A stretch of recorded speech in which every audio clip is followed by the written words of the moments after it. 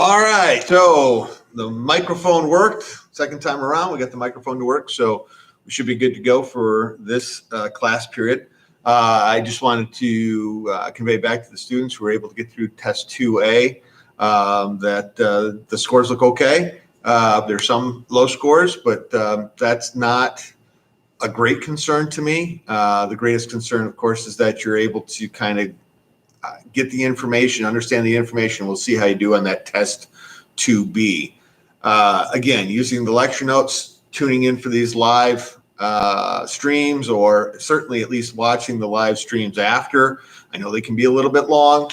Their lecture length, not necessarily as long as we would normally do in a classroom, but they're certainly full of information, and you should make time to tune in and to at least go through, listen to the lecture, use those lecture notes online to help fill in any blanks of information that you may have missed or that I may have gone over too lightly. Certainly don't forget you have a textbook and the whole wide world of the internet at your fingertips when you take those tests. So if you didn't do as well as you thought you might on this first one, get that score up a little bit, and we'll certainly take that into consideration.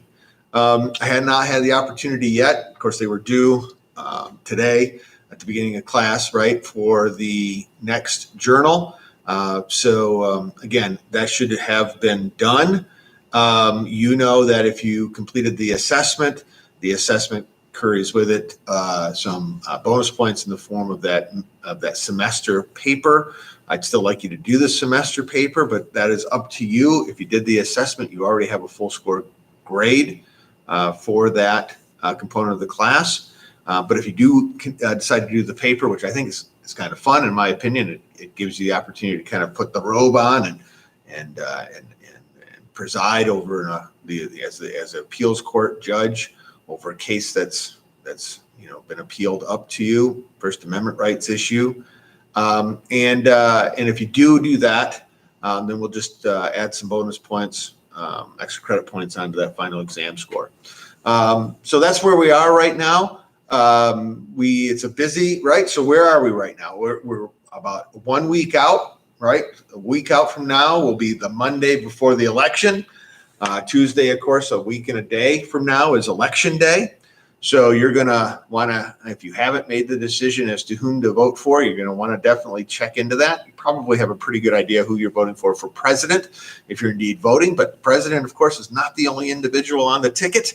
You've got a number of persons who represent you, who are your voice in either Washington or Lansing or right here in Calhoun County, or if you're in a different county, Berry County, Branch County, Eaton County, wherever you're joining with us from online. Those are all of them have elections taking place. All of those individuals on that ballot, to some degree or another, represent your interests in working with and controlling your government. So you should go out and make sure you have a good understanding of who it is you're voting for and why you're voting for them, getting to know yourself a little bit, thinking in terms of R's and D's, thinking in terms of freedom and equality, thinking in terms of political platforms, thinking about all those things, and go out and cast your votes. On top of that, you also have some nonpartisan elections, primarily the judges, and you want to get to know those judges based upon that information we had in our last lecture. There's also a right side and a left side to the judges, if you will, in terms of progressivism and conservatism, originalism, activism, all those isms that we talked about last class in lecture. And you'll want to have a good understanding of who those judges who are running. Of course, federal judges don't run for elected office. They're appointed by the president, nominated, and then with the advice and consent of the Senate, appointed to their positions. Today, I believe the Senate is going to hold its vote on the next justice of the U.S. Supreme Court, which would be Amy Coney Barrett. She will be replacing or filling the vacancy that was created by the unfortunate death of Justice Ginsburg. And that will bring the Supreme Court back up to the number 9, which it has traditionally been now for over 100 years. So that should be taking place today. There was a procedural vote that took place, which was really one that ended debate, right? So we talked about the filibuster and the minority's ability to minority in terms of the smaller group of individuals who may not want to see a piece of legislation or a confirmation in the past go through, that their ability to thwart that process by holding the floor in debate. There are no time limits in debate in the Senate, but something that can close debate, kill debate, or what we call cloture, is having enough votes by the U.S. senators to do that. 60 is the typical number. Last Senate Majority Leader, when the Democrats under Harry Reid were in control of the Senate, it's a numbers game. Remember, if you have more individuals of your party than the other party, you hold the majority, and you ultimately truly do make the rules for the Senate. There's no constitutional rule that provides for a filibuster. The Senate makes its own decisions regarding how it conveys itself. And under Harry Reid, when it came to judicial nominees, they ended the filibuster rule. And as I think Mitch McConnell told Harry Reid, this may come back to bite you. And the procedural vote was 51-48, certainly within the numbers for not getting to cloture, the 60 votes necessary to close off debate. But because the filibuster rule doesn't apply to these judicial nominations, you had a 51-48 was enough to close debate and move on to the confirmation vote. Based on the tally of senators and where they're, what we'd call a whip count, where they are on their voting, it appears that I think it's all Republicans, I believe, except for Susan Collins, are going to vote for Amy Coney Barrett, and I assume that all the Democrats are going to vote against, but I don't know that for sure. There may be one or two Democrats that actually vote for. She is qualified, if you will. You may not like the fact that she's being appointed so close to the election, but at the same time, being put before the Senate is a qualified candidate for the U.S. Supreme Court, and a vote's going to ultimately take place. If there are more votes for her than against, she'll be confirmed as the next justice of the U.S. Supreme Court. And I don't see that being a problem. I think she's going to be put on there. And then, of course, again, we have the election coming up next Tuesday. The first Tuesday after the first Monday in November is our election day. My son was educating me just on this over the weekend. That day always seemed kind of weird. One, it's a Tuesday. It's never the 1st of November. It's at least the 2nd of November, if not all the way up to the 8th of November, if it's going to be the first Tuesday or the first Monday in November. And he said that it was related to agriculture and to farming and the ability of farmers to both tend the crops throughout October, but also then get in, whatever the distance they had to drive to vote and make sure they had the time to do that. Sounds reasonable. There are a number of things that we've done for our agricultural history and agricultural tradition that kind of stick with us today. Our school calendar, for example, and other things.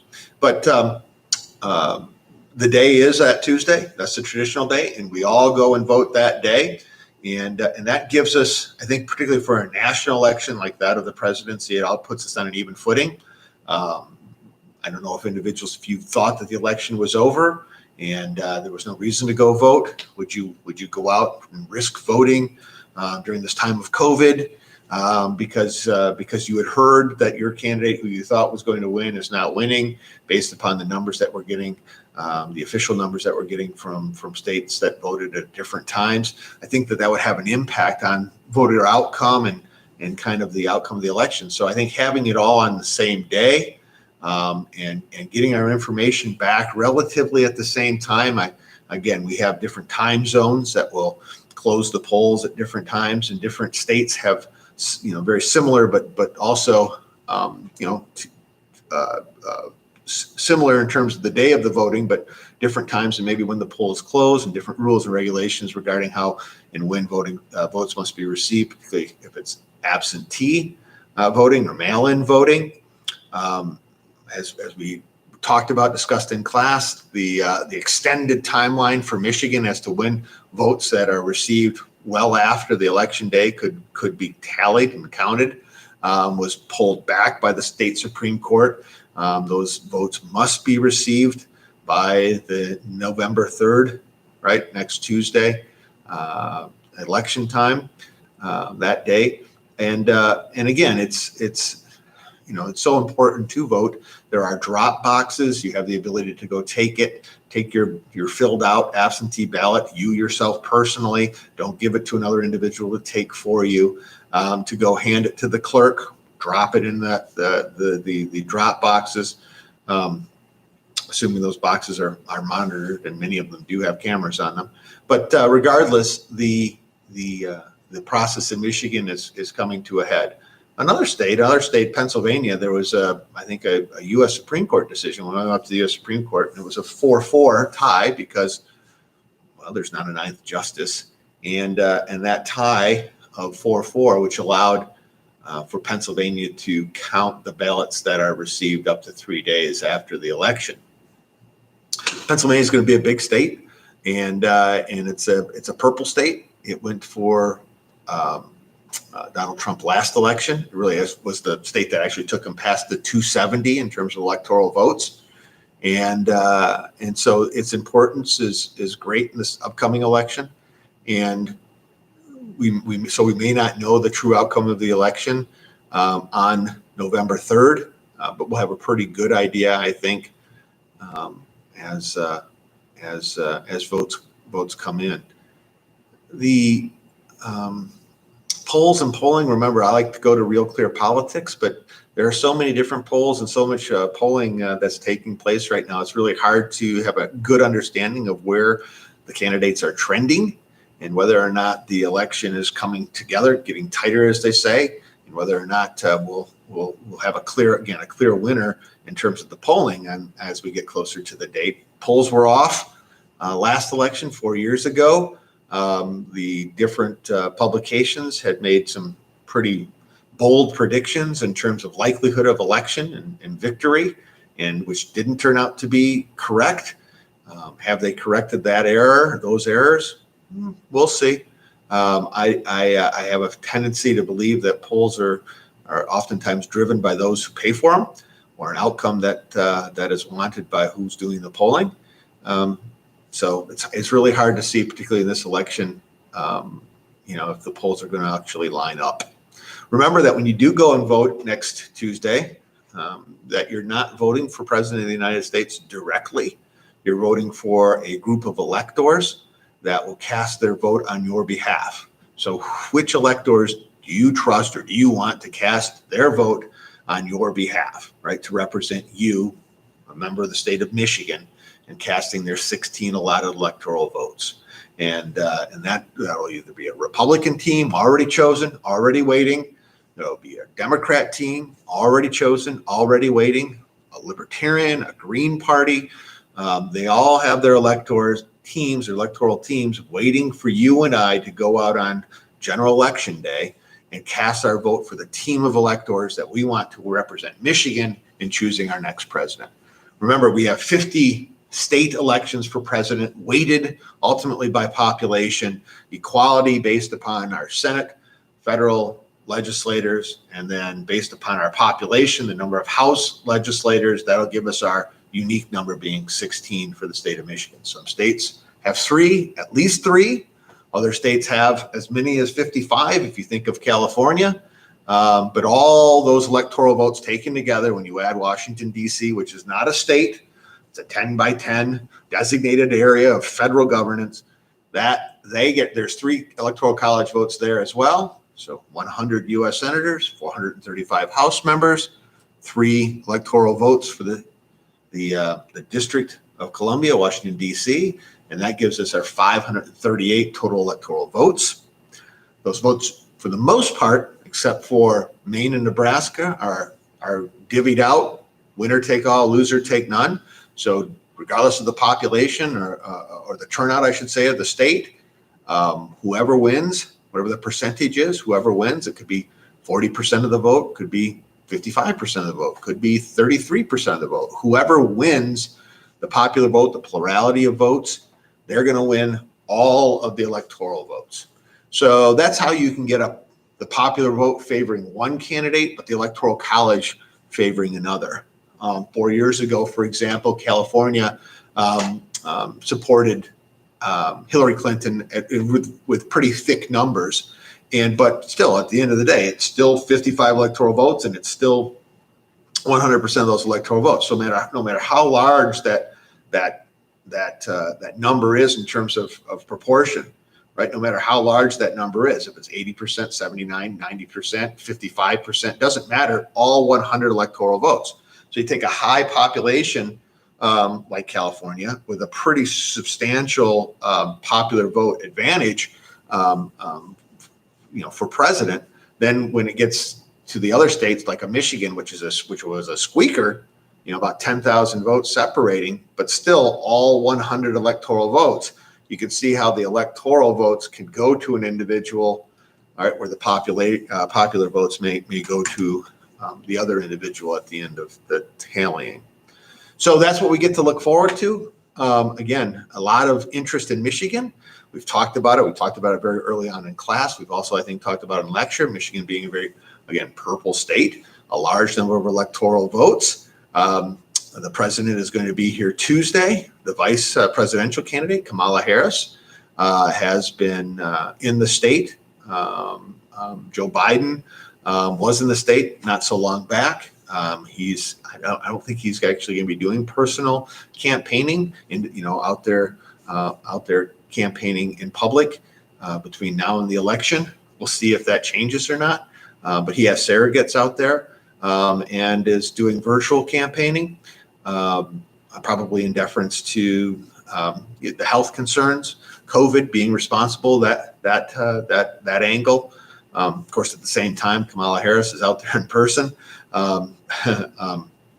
But Donald Trump certainly is continuing his rallies. He's been all over the Energizer Bunny, so to speak, hitting these purple states, Pennsylvania and Ohio and Wisconsin and Minnesota. Minnesota being purple, that's a little bit interesting. And then, of course, Michigan. And as I said, he'll be here Tuesday in Michigan, in Lansing. And others of his surrogates are also the vice president, his family, key members of his administration are also out pitching for another 4 years to either change direction, the Kamala Harris-Biden team, or to continue the trajectory, right, which would be the Trump-Pence team and administration. So that's where we are. Again, go out, get to know the candidates, do some searching online, know thyself, know what your ideology is, what's in your best interest as an individual, how you define your quality of life, and which candidate is going to best support that quality of life, either for you, your family, and then your community, and then you can get larger and larger circles, right, from your neighborhood to your community, from your community to your county, from your county to your state, from your state to your region, the Midwest, the Great Lakes, from there to your country, and from your country to your hemisphere to the world. However you want to, right, define your interests, and which candidate is going to really protect those interests. May not be 100% what you want, but who's going to get closest to you? All right. Okay, so we left off. We were talking really about Articles 1, 2, and 3, and pretty much left off with Article 3 of the Constitution. We've split this, what had typically been a test over the whole entirety of the Constitution, and broke that into a test 2A and then a test 2B. And then test 2B is really over the next 4 articles of the Constitution. And so the next 4 articles of the Constitution are as important, right? The Constitution is the Constitution. It's all important. But in terms of its structure, in terms of what the next 4 articles discuss, it's a little bit more like the first 3 articles are talking about what the states are going to, who's going to do this new federal, governing role. How are they going to do that? How are the states going to contribute to that in terms of representation? What powers is this new government going to have in terms of taxation and commerce and the military, dealing with foreign countries? All of that's listed in Articles 1, 2, and 3. Article 4, 5, and 6 then kind of get into these pieces of protection for the parties, both parties, an understanding that when it comes to the Constitution, it's the supreme law of the land. It takes precedent over all other constitutions, provided there's not something already in the state constitution that wasn't already in the state constitution to the contrary.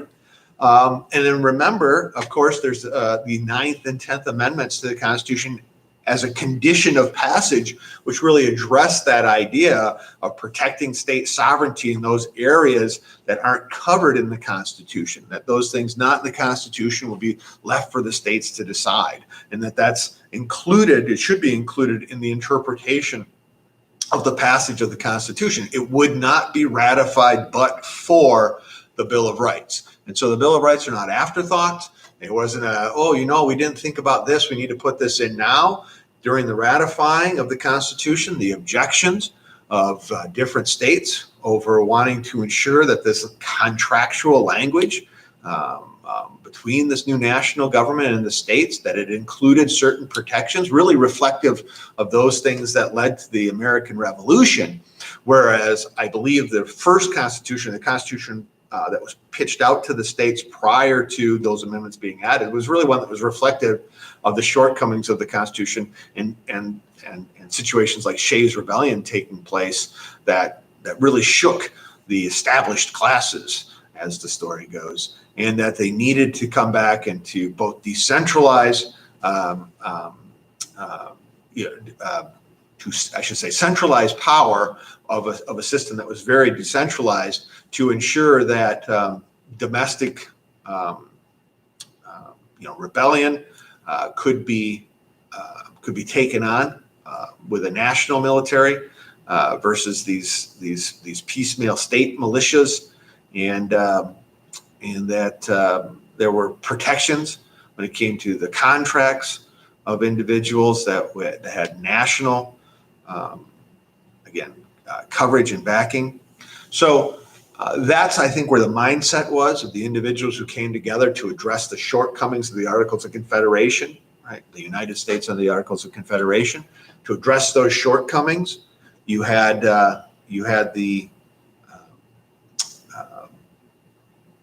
under that guise, you had the Constitution and those delegates from the different states really kind of that mindset. There were certainly objections to doing that. Not every individual who was sitting in those seats debating this need for this new Constitution and empowerment of the federal or national government was on board. But that negotiation kind of, again, lent itself to moving to a Constitution that protected capitalism, protected contracts, ensured against domestic rebellion, all those things that were highlighted during Shays' Rebellion. But as it came then out to the states for ratification, which is Article 7 of your Constitution, comes out to the states for ratification, the states look at it and have some different concerns.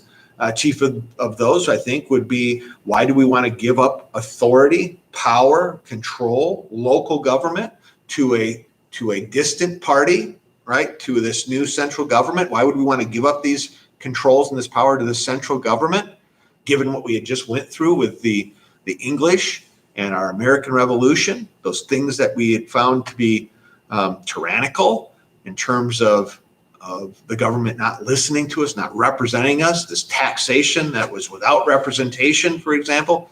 Why would we want to do that again? And so I think the ratification of the Constitution then really reflects those concerns of creating a new unitary system of government in the shadow of the American Revolution. So those two things combined, the need to protect the system and the ideals of capitalism and contracts and the economy that had been established, right? That was under threat, or at least perceived under threat with Shays' Rebellion, and then the concerns of the states, the separate sovereign states, that in creating the central authority, you were going to find ourselves back in a revolution system where the central government was not in tune with what the needs were of the separate sovereign states. And as such, those protections that are added onto this Constitution via the amendment become necessary for the passage of the Constitution to begin with.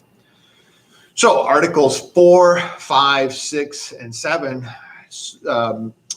get us to the Constitution that's then put out to the states for ratification. All right. So let's pull up some 4, 5, 6, and 7. And I'm not smart enough yet or good enough yet to somehow change the screen to away from my camera to somehow put the screen on so you can see what I'm doing.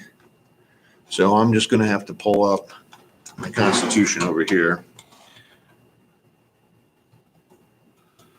I'm just kind of hit some of the highlights for you.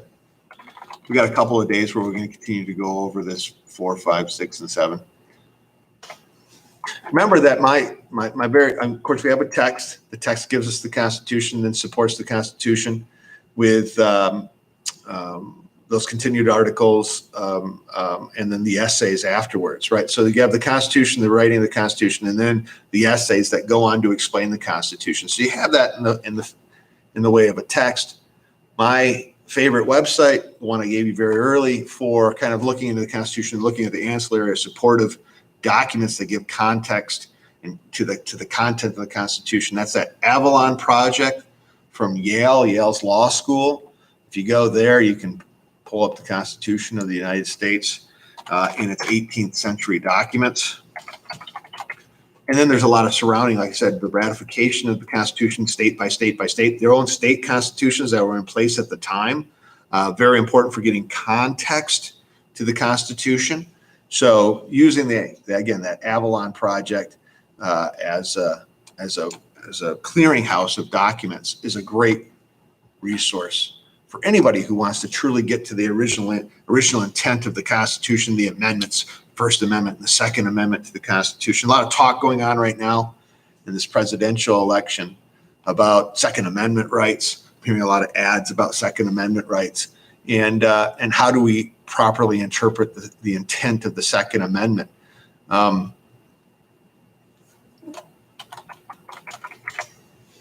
We will actually go through the different amendments as we get after the articles. Then we break into the amendments to the Constitution and go through each of those in terms of their application. All right.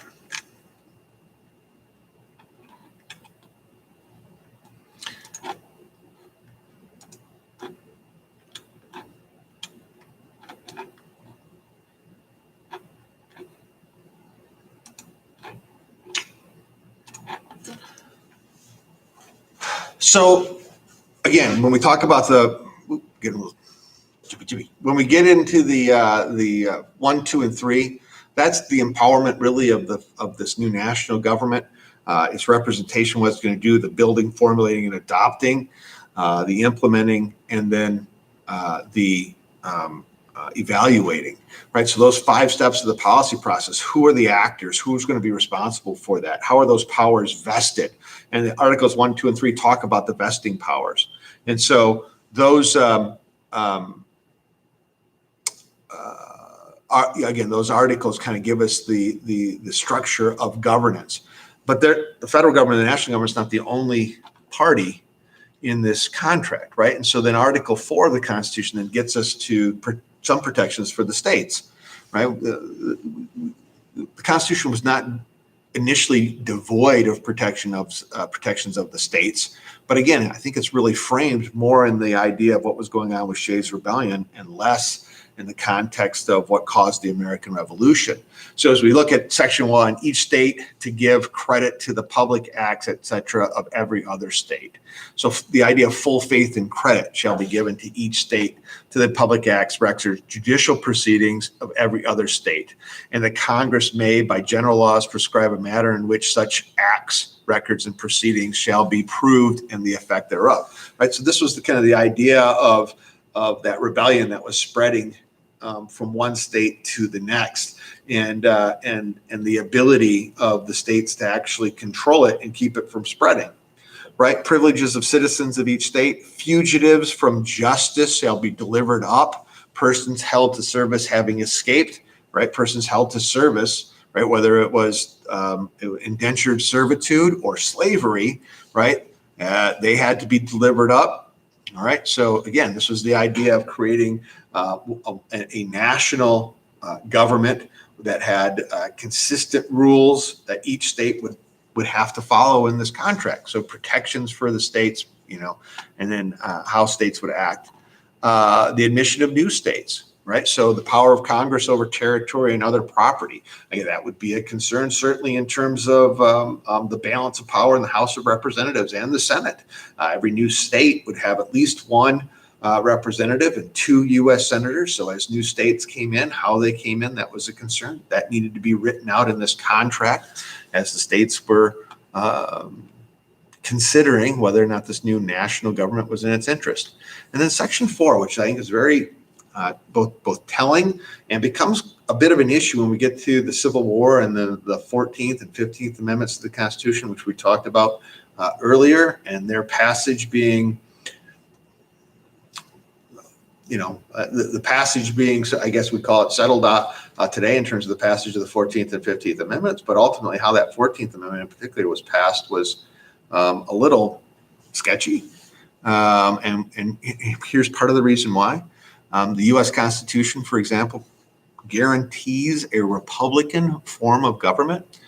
And it's important to realize that Republican form of government is not like the Republican Party shall control every system of government.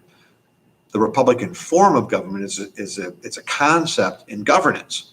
And to put it in easy terms, a Republican form of government is one where you choose who represents you. You choose who represents you, not some other despot choosing for you, right? Not some other other process where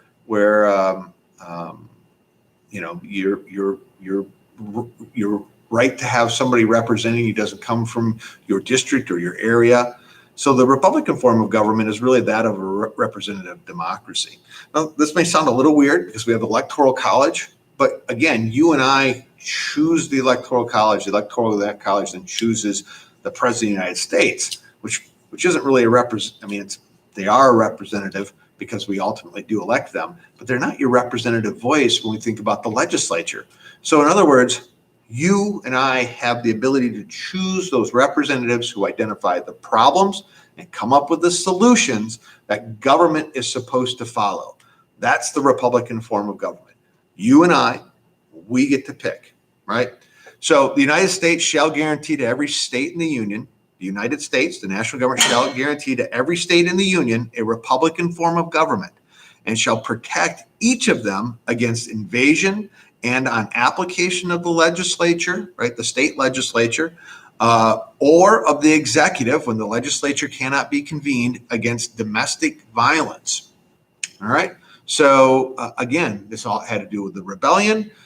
This had to do with the national government being able to come in during times of rebellion, particularly if there was a threat to the local government and its ability to exercise the powers of the local government, the state government. And so this is playing itself out today. If the legislature or the governor asks for assistance during these peaceful protests, then the government then has the ability to go in and to quell these acts of domestic violence. But they got to be asked, right? They got to be asked. So that's it for Article 4, right? I mean, once we get to Article 4, the language gets a lot shorter. Articles 1, 2, and 3, quite a bit of the Constitution is carried out in those 3 articles because that's giving us the structure of government, the build, formulate, adopt, implement, and evaluate. And then it's these particular protections. And once we have this idea of what the states are going to do together, right? Contracted what they're going to do together, and the protection of the states via the national government. Then we go on to Article 5. Excuse me, of course, right? After 4 is 5. And Article 5 of the Constitution is even shorter than Article 4. It's basically one section, how to amend the Constitution. So we have the structure of the government: build, formulate, adopt. Article 1, implement. Article 2, evaluate. Article 3, what the states are going to do collectively, right? And the protection of the states. Article 4, and then if we don't like this relationship, if we don't like the powers that have been given to the federal government in Article 1, Section 8, what the states have been limited to being able to do in Article 1, Section 9, or these guarantees of Article 4, then we can change the Constitution. We can change the contract. But here's the process for changing the contract, and that's in Article 5, right? How to amend. The Congress, whenever 2/3 of both houses shall deem it necessary, shall propose amendments to the Constitution, or on application of the legislatures of 2/3 of the several states. When they call a convention for proposing amendments, then the Congress shall, right? They don't have wiggle room here. Congress shall call that convention. In either case, when those amendments come then back before the states, it'll take 3/4 of the several states via their legislature or by conventions of 3/4 of the states, if that's what the decision of Congress is, to either agree to those amendments or to say no to those amendments. So it's not an easy process whatsoever to amend the Constitution. It wasn't meant to be. This was a contract that was supposed to create stability, to protect capitalism, and with the conditions of the Bill of Rights, right, the concerns that the states put on its ratification, to ensure that we didn't slip into a system where the national government, acting like a unitary government, acting like Parliament and Crown, was dictating to the states what they could and could not do.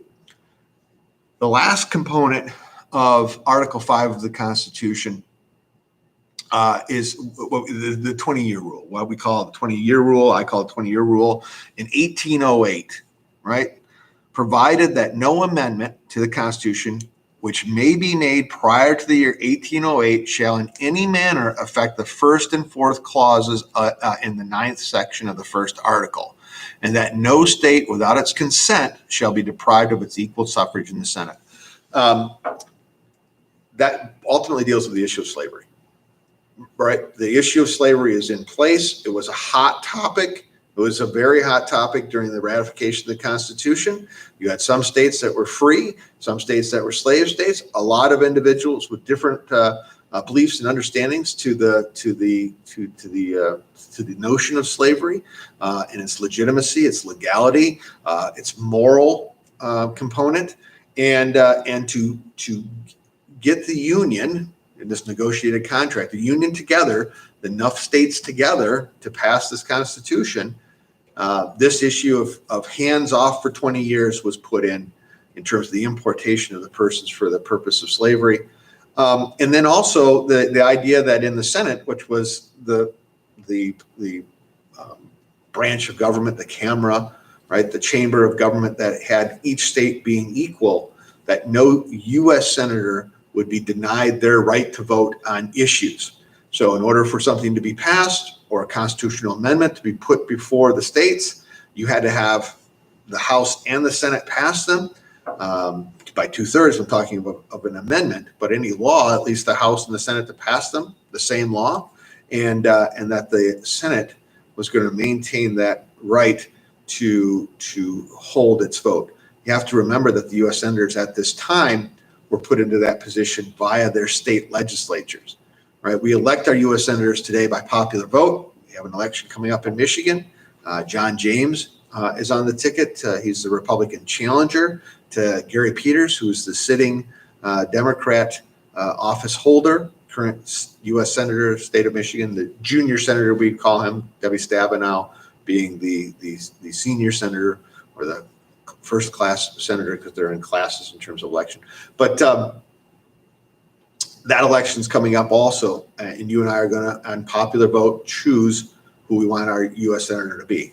That structure changes via amendment, kind of in the at the turn of the century, and kind of the progressive push at the turn of the century, and so the state legislatures, which were choosing the U.S. senator and sending the U.S. senator, they're no longer doing that. So you can see that kind of direct connection between the state legislature, the state's interest, controlling the U.S. senator, and then the U.S. senator voting with the state's interest in mind.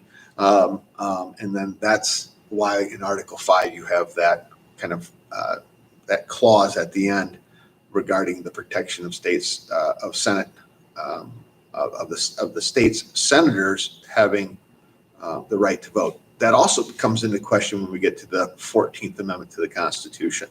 Who are these U.S. senators? Did the state legislatures choose them? Is it a true Republican form of government when the state Senate, the state legislature may not be made up of those members who were elected via the constituency, but chosen as provisional legislatures via the federal Congress post Civil War? So let's go ahead and kill it right here with Article 5. That allows us to do 6 and 7 on Wednesday. And what I'll do on Wednesday as well is we'll come back to how a constitution is ultimately amended, what that process looks like, and we'll talk a little bit about what's called the Convention of States movement. Been a push to bypass how the amendments we have in the Constitution, all of those amendments that we have in the Constitution, have all come via the same way, and that is by Congress proposing them to the states, and the states either passing them or not passing them. We haven't yet had a convention of the states for the purpose of proposing amendments, which would, of course, then go back to the states for ratification, just as if Congress had put them before the states themselves. And we'll talk a little bit about that, the pros and cons, on Wednesday. All right, you guys. So again, I'm going to post this online right after you have an opportunity to watch it. Make sure that if you have any questions at all, you don't hesitate to fire me an email, and keep plugging away at the class. We have some pretty exciting times. We have one more class, 2 more classes, a Wednesday and a Monday. We'll take a look at the ballot on Monday prior to the election, and see if we can maybe make some bold predictions ourselves as to what the outcome is going to be. All right, you guys, have a good one. If you have any questions at all, don't hesitate to email me, and I look forward to Wednesday.